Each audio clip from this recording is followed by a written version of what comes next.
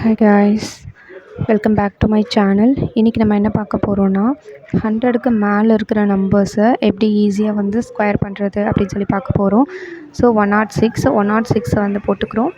Plus எவ்வளோ அதிகமாக இருக்குது, 6 அதிகமாக இருக்குது. ஸோ 6 இப்போ நம்ம 6 ஸ்கொயர் பண்ண போகிறோம். 36 2 டிஜிட் மட்டும் போட்டுக்குவோம். 36 நெக்ஸ்ட்டு அந்த 106 கூட 6 ஆட் பண்ணி போடணும். ஸோ 112 தான் வந்து 106ஓட ஸ்கொயர் நம்பர்.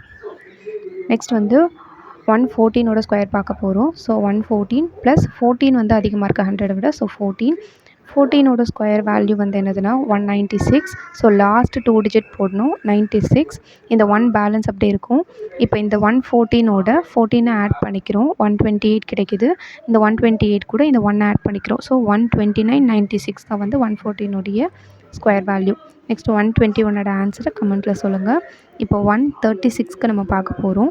ஸோ 136 ப்ளஸ் 36 ஏன்னா 100 விட 36 அதிகமாக இருக்குது. இப்போ 36ஓட ஸ்கொயர் வேல்யூ என்னென்னா 1296.